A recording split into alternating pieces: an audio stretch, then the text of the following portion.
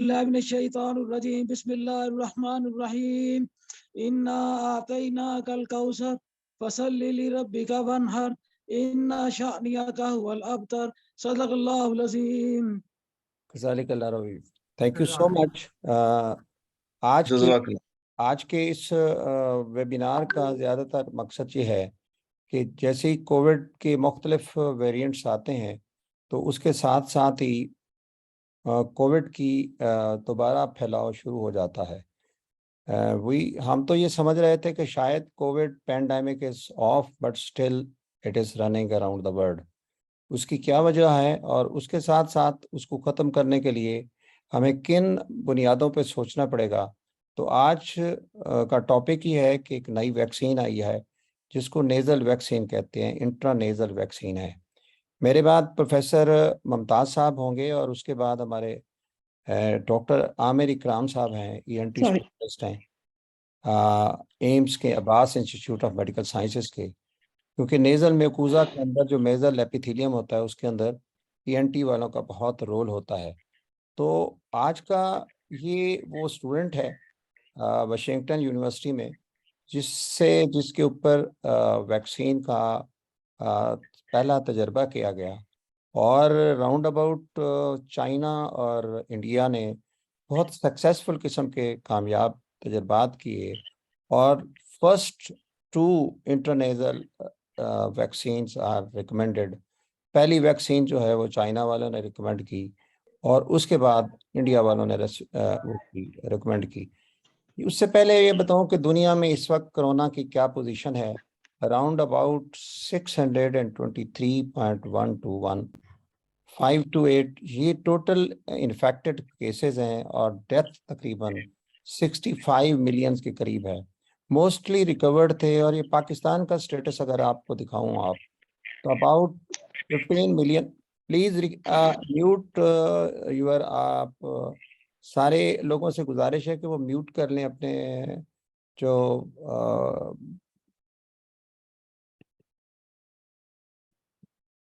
ये पाकिस्तान की जो पोजीशन है आपको बताया कि हमारे यहाँ जो इस वक्त कोरोना की सिचुएशन है वो ये है कि तकरीबन 15 मिलियन के करीब हमारे लोग इन्फेक्टेड हुए।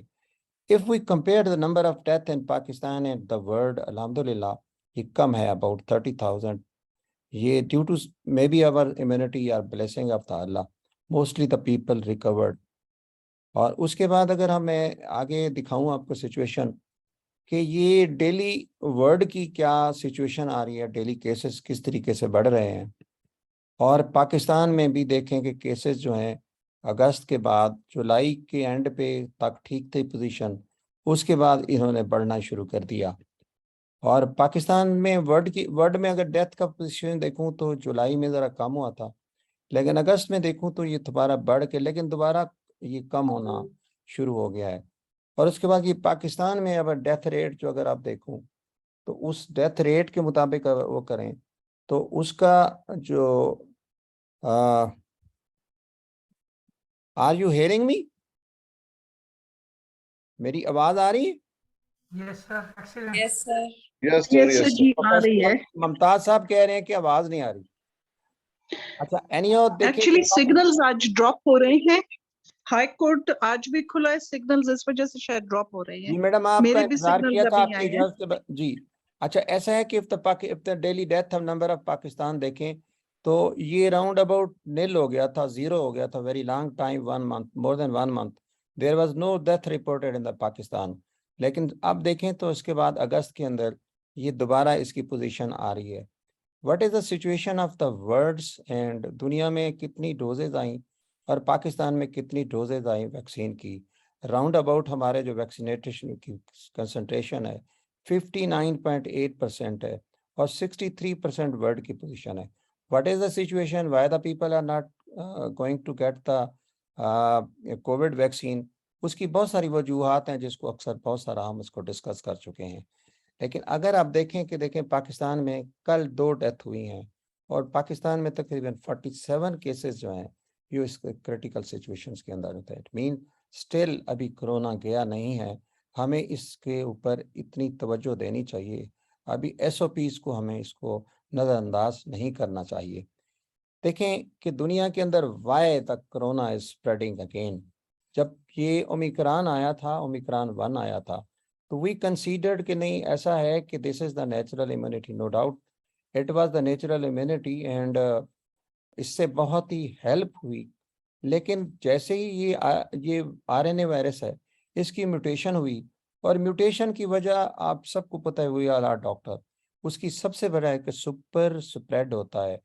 हमारे जो बहुत बड़े त्यौहार होते हैं, उनके अंदर हम इसकी एसओपीज का ख्याल नहीं रखते।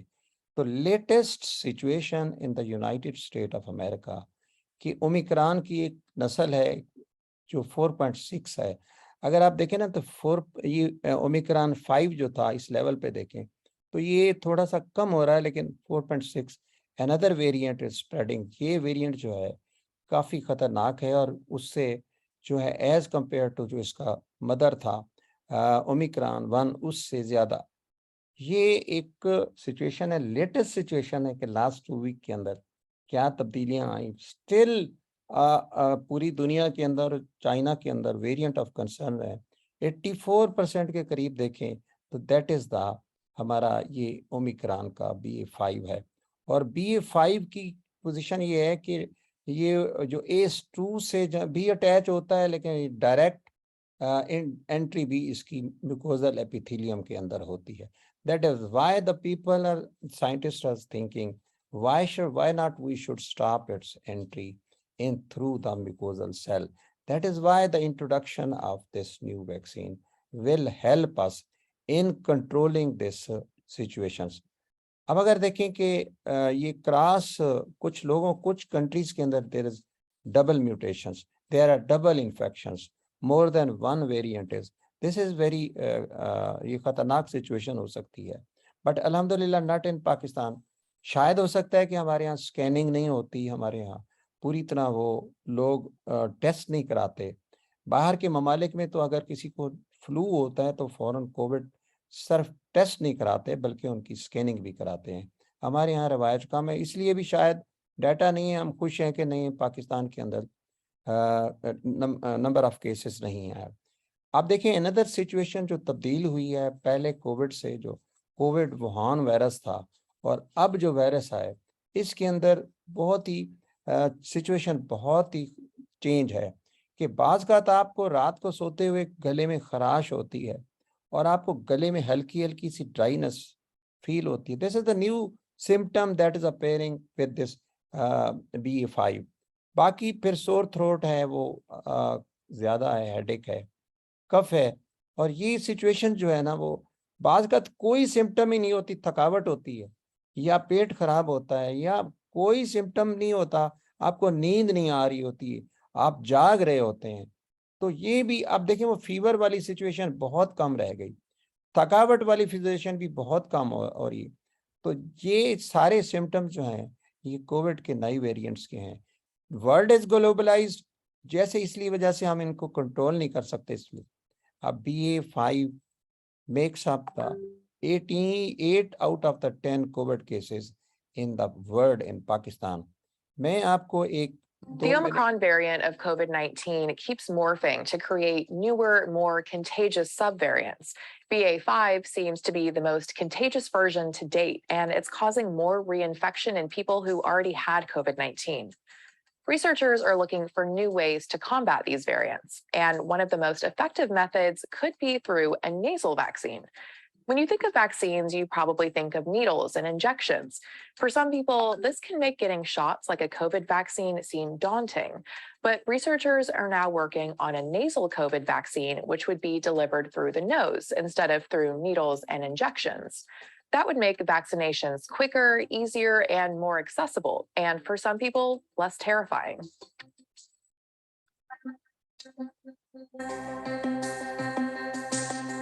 A nasal vaccine is exactly what it sounds like. It's one that's applied as a spray or sometimes as drops into the nose. The benefit is that it induces an immune response right there in the nose and in the deeper air passages, so at the point where the virus first enters. An injected vaccine, on the other hand, goes into the muscle and then triggers an immune response all over the body. A nasal vaccine will induce an immune response all over the body too, but it's actually concentrated in the upper respiratory tract where the COVID virus, the SARS-CoV-2 virus enters. There are already around a dozen nasal COVID vaccines in development and a handful in clinical trials where they're being tested on large groups of people, according to Scientific American. Some of these vaccines have already shown promising results when tested in animals. A nasal vaccine can be administered, literally practically anywhere. You don't have to have a really, really high clean environment that you do with an injectable vaccine. If you get an injectable COVID vaccine or booster today, you'd need to go to a doctor's office or pharmacy. But a nasal COVID vaccine could potentially be administered at home. It's a pretty simple procedure. It's basically holding the bottle up to your nose and squeezing. It's made to be simple. In addition, nasal vaccine. So this The was Omicron variant of COVID-19 keeps morphing. this was about the introduction of this new Covid vaccine. इसके ऊपर हमने ये change करना है कि ये बहुत थोड़ी मिकदार में नोज में दी जाती है 0.5 ml और ये 2 डोजेज में दी जाती है। और इसकी क्या एडवांटेजेस है? एक, वैक्सीन ना लगवाने की वजह ये भी है कि बहुत सारे लोग नीडल से खौफजदा हैं, या एक बहुत सारी वजह ये भी है कि उससे नीडल के जो वैक्सीन्स हैं उसके ज़्यादा साइड इफ़ेक्ट होती हैं क्योंकि वो सिस्टेमिक इफ़ेक्ट आता है। ये वो रीजंस हैं जिसकी वजह से एक नई टर्मिनोलॉजी ईजाद हुई, ट्रिपैनोफोबिया, यानी वो बच्चे बहुत ज़्यादा इससे खौफजदा होते हैं, ख़ास तौर पे ख़वातीन भी इससे खौफजदा होती हैं। इसलिए ये नई वैक्सीन को ईजाद किया गया और ये 18 साल से ऊपर 2 डोजेस की शक्ल में आई है। ये किस तरह काम करती हैं? Nasal vaccines themselves aren't anything new. The Centers for Disease Control and Prevention has approved nasal flu vaccines for use in healthy, non-pregnant people between 2 and 49 years old. The U.S. Food and Drug Administration only approved use for people in that group because they were the only ones enrolled in clinical trials. So if there are all these benefits to nasal vaccines, why haven't we seen more of them? Well, there are a few reasons. First of all, nasal vaccines are a little more challenging to produce since this is a bit more of an unfamiliar route. Developers have to make sure they're safe and effective. Also, there have been some worrying side effects in other nasal vaccines. One nasal flu vaccine that was used in Switzerland in the early 2000s was linked to Bell's palsy, a condition causing sudden weakness in the muscles on half the face. That, unsurprisingly, led developers to shy away from making nasal vaccines. But research into a nasal COVID vaccine is promising. One team at Yale, for example, noted that the mRNA-based nasal vaccines themselves.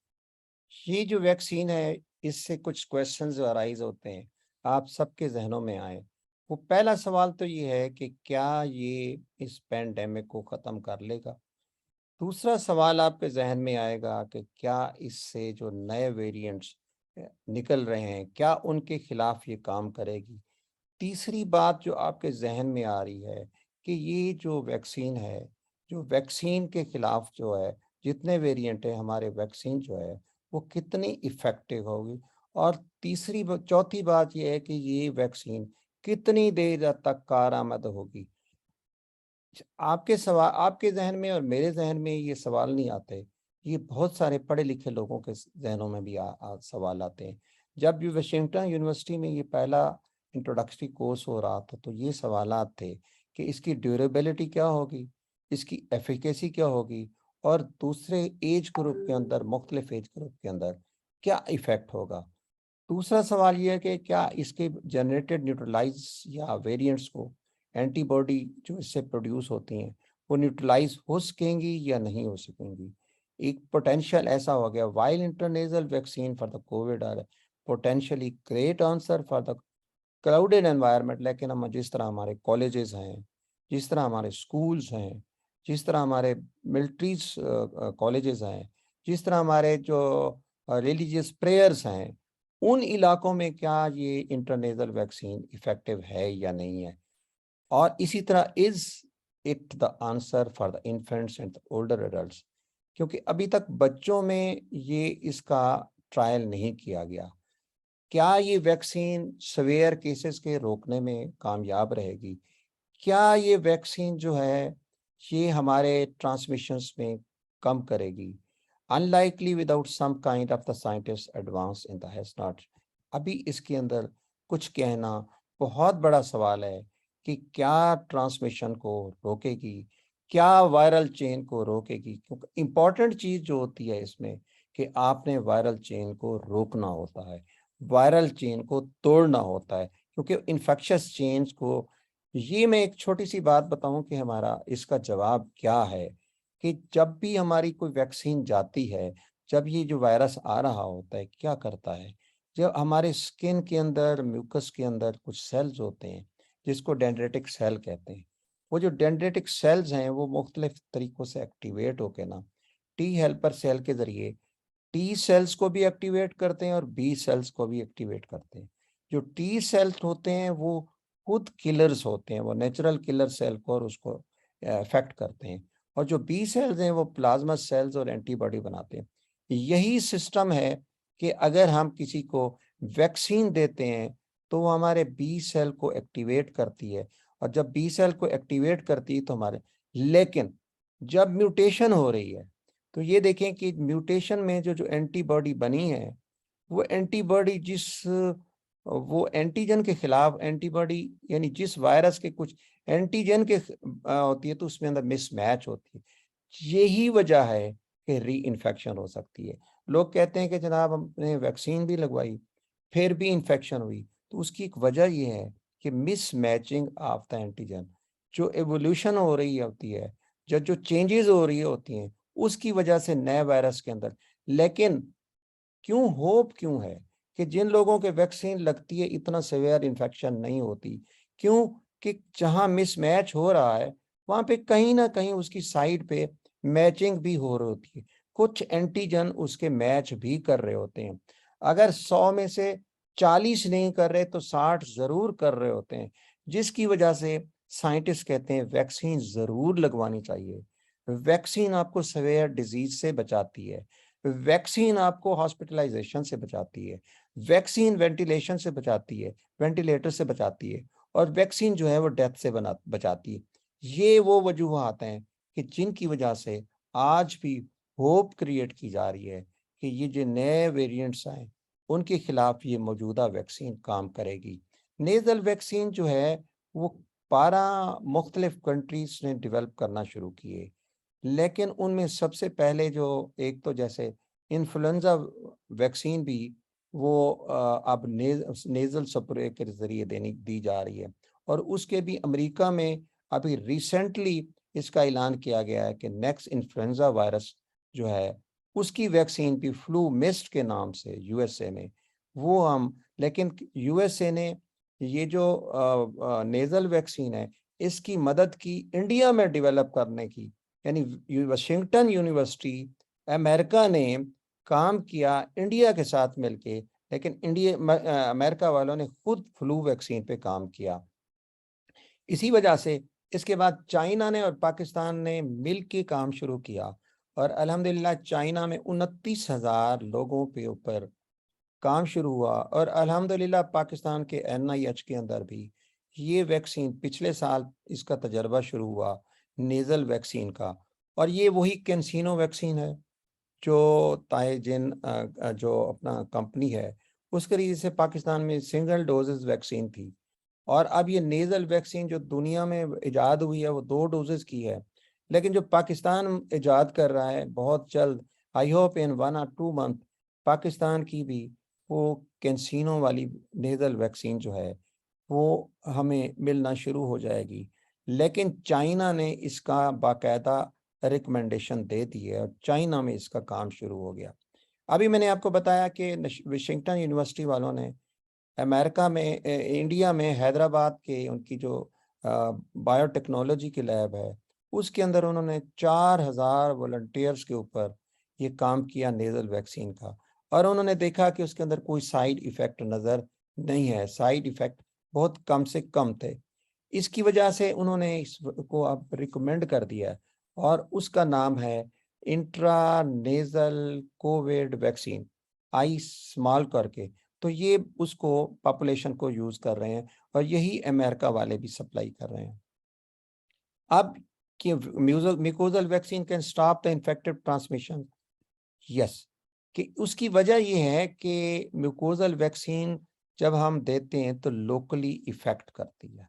जब वो locally effect करती है तो हमारे local sales के अंदर जो immunity पैदा करती है, जिसको हम प्राइमरी इम्यूनिटी कहते हैं, वो इम्यूनिटी जो है वो बेटर होती है, इमीडिएट इम्यूनिटी होती है। मैं आगे चल के एक छोटी सी एक वीडियो दिखाता हूँ जिसमें आपको ये एहसास होगा कि ये इम्यूनाइजेशन किस तरह डेवलप करती है इंट्रानेज नोज के अंदर। हमें ये डाटा चूंकि अभी नहीं अवेलेबल, कम से कम डाटा है, जिसकी वजह से लोग रिलैक्टेंट हैं कि किस तरीके से इस वैक्सीन को शुरू किया जाए। जब हमने इंट्रामस्कुलर वैक्सीन शुरू की थी उस जमाने में भी लोग इसके अंदर काफ़ी खदशात का शिकार थे और नहीं उसका वैक्सीन लगवा रहे थे कि वैक्सीन लगाने से कोई साइड इफ़ेक्ट होगी। लेकिन जैसे जैसे डाटा आता गया उस तरीके से ये डाटा जो है वो इसको हमारे ईमान को बिल्ड करता गया, हमारी उसको यकीन को बिल्ड करता गया कि वैक्सीन इफेक्टिव है। इस वैक्सीन की सबसे खूबसूरत बात यह है कि जो फेज़ 1 था वो एनिमल में स्टडी किया गया और उसके बाद फेज़ 2 और फेज़ 3 जो है वो ह्यूमंस के अंदर इफेक्ट किया गया, टेस्ट किया गया, जिसके नतायज जो हैं वो बहुत फायदेमंद होते हैं। Increased effectiveness over time. They especially lack strength in the nasal cavity, mucosa, and respiratory tract, the part of the body where the virus is most likely to cause illness and from which it's most likely to spread to others. The team suggests an approach where, after getting injections of an mRNA vaccine, people follow up with a nasal spray vaccine. This combination showed अब ये promising दोनों results को in mice. इकट्ठा भी दे रहे हैं। Last year, the National Institutes of Health compared delivering the AstraZeneca vaccine to hamsters through the nose versus through the muscle. They found higher levels of antibodies against the COVID-19 virus in the blood when hamsters got the vaccine nasally, decreased effect. ये जो है immunity हमारी दोनों तरह से, क्योंकि हमें पता है ENT वालों को आज मैंने इसलिए इनवाइट किया गया था कि नेजल म्यूकोसा से सार्स कोविड जाता है और ACE2 से को अटैच होके वो एंट्री होती है। कंसेप्ट ये है कि क्या ये वैक्सीन दी जाए जो इसकी एंट्री को रोक दे, और वो एंट्री को किस तरह रोकती है, इसको कहते हैं स्टेरिलाइजिंग इम्यूनिटी, कि वो हमारे स्क्रीटरी इम्यूनोग्लोबुलिन को स्क्रीट करती है। वो जो स्क्रीटरी IgA है that is more protective, immediately effect, यानी वो कहते हैं ना पहली फौज तैयार हो जाती है जिससे वायरस अटैच ही नहीं हो जाता। जब वायरस अटैच नहीं हो सका हो जाएगा तो वायरस हमें वो हमारे बॉडी के अंदर एंट्री नहीं कर सकेगा। इसी वजह से एक और बात है कि जो इम्यूनोग्लोबुलिन IgA है वो ओमिक्रॉन वेरिएंट की रफ्तार को कम करती है। और देखें काफ़ी कॉन्फिडेंस वायरस से CI से इफेक्ट हुआ कि ये स्पाइक प्रोटीन जो पैदा कर जिससे IgA पैदा होता है, इससे ओमिक्रॉन नेजल एरिया से बॉडी में जाने नहीं जा सकता। और अगर जो दोनों वैक्सीन को मिला के हम इकट्ठा लगाया जाए तो उससे ये होगा कि इम्यूनिटी ना सिर्फ नेजल बेहतर होगी बल्कि हमारी जनरलाइज प्राइमरी और सेकेंडरी दोनों हमारी इम्यूनिटी बेहतर होगी। ये एक स्ट्रेटजी है जिसकी वजह से नेजल वैक्सीन को बेहतर तौर पे समझा जा। ये मुसलमान है, साइंसदान है, इसके कुछ जवाबात थे।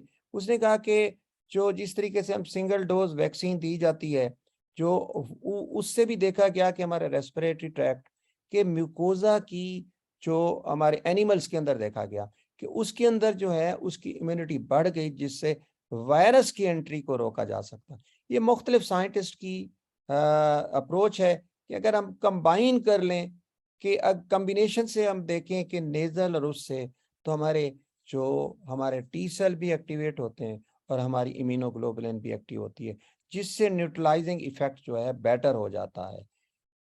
ये मुख्तलिफ जर्मनी वालों ने इसको इफेक्ट वो किया और उनके नतायज के मुताबिक भी देखा गया कि ये जो ओमिक्रॉन की एंट्री थी थ्रू द नोज जो थी वो रिड्यूस होगी, ना सिर्फ रिड्यूस होगी बल्कि ट्रांसमिशन भी बेहतर होगी। अब क्या मसाइल हैं, हर वैक्सीन जब आती है तो उसके बारे में कुछ मसाइल्स होते हैं।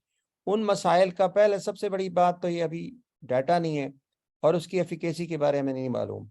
और अभी उसके बाद उसकी रिकमेंडेशन मुख्तलिफ साइंटिस्ट, माइक्रोबायोलॉजिस्ट या वायरोलॉजिस्ट इसके ऊपर डिटरमाइन कर रही हैं, अभी इसके अंदर कुछ महसूस नहीं है। बहरहाल फिर भी ये बड़ा प्रोमिजिंग इफेक्ट है कि ये हमारे कोविड के अंदर ये एक मिनट की Injectable vaccine vaccines, nasal ones can be re-engineered to tackle different variants. One key factor that'll need to be worked out is the stability of these nasal vaccines. They need to be delivered widely across the globe, including in rural areas and parts of the developing world where there may not be the necessary refrigeration. That's been a hurdle for the distribution of mRNA vaccines too, though there are ongoing efforts to make them more stable and deliverable. That's why other vaccines, like the one from AstraZeneca, which is stable at room temperature, are sent to more inaccessible regions of the world. If anything, a nasal spray could make getting vaccinated less intimidating to people with an aversion to needles, which could bring us one step closer to tackling the pandemic. I very do easy think to that use. there will be a segment of people who have been reluctant to be vaccinated so far that are more willing to say something that just sprays in their nose and it's over with. Injectable still questions, अभी वो सवालों के जवाब जो हैं आगे हम चल के देंगे कि क्या इसकी बूस्टर डोज भी चाहिए या नहीं चाहिए, कितने अरसे के लिए इसका इफेक्ट साबित होता है। साइंटिस्ट कहते हैं कि आपको हर 3 महीने के बाद नेजल डोज देनी चाहिए, लेकिन नेजल डोज आसान है कि किसी ह्यूमन बीइंग की ज़रूरत भी नहीं है, किसी आपको यानी नीडल की ज़रूरत भी नहीं है, किसी स्टरलाइजेशन की ज़रूरत नहीं है। समरी क्या है? समरी ये है कि हर साल 1 लाख लोग मर रहे हैं। क्या अल्लाह ताला इस तरीके से इस दुनिया को ख़त्म कर देगा? अगर कोविड को हम कंट्रोल ना कर सके तो 1 लाख लोग जो हैं वो कोविड से हर साल मरते रहेंगे। तो क्या खुदा इस तरीके से इस दुनिया को एंड करेगा? मैं कहता हूँ ऐसा नहीं है। Where there is a will there is a way. Allah ताला ने कोई ऐसी बीमारी नहीं पैदा की जिसका कोई शफा ना हो। और सबसे पहले खूबसूरत बात जो आपको बताऊं कि ये है कि intranasal vaccine can intercept the virus and cause the immune system to combat the virus at the site of virus। यानी साइट उसी जगह से ही आपको चोर को पकड़ लेंगे, चोर को घर में आने ही नहीं देंगे। जब चोर घर में आया तो फिर बंदूकें उठाने का कोई फायदा नहीं होता।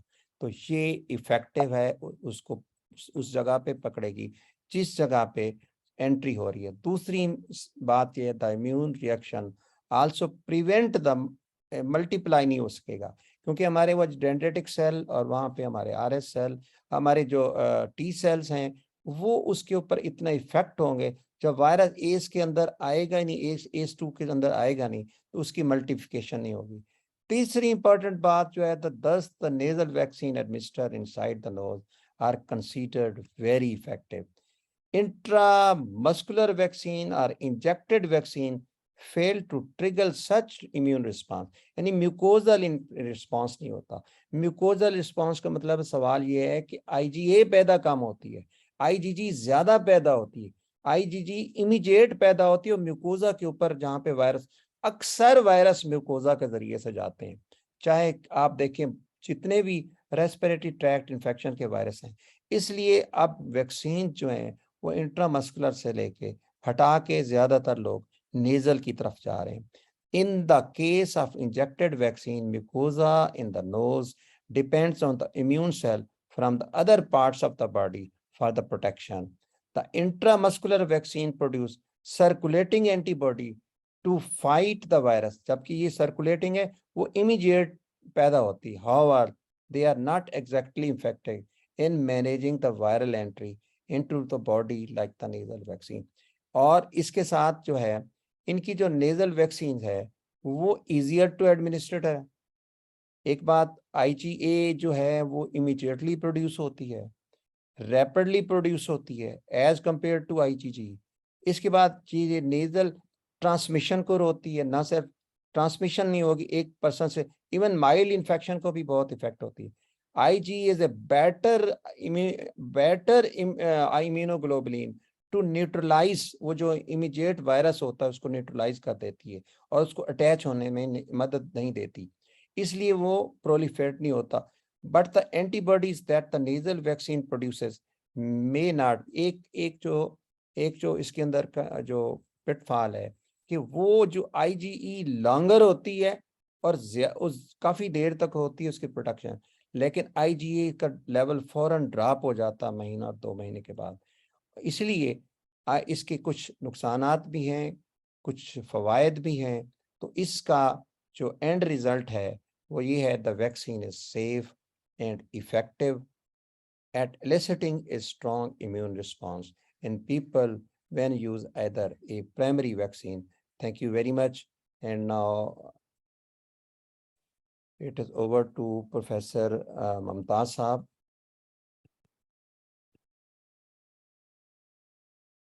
Professor Mamtaz.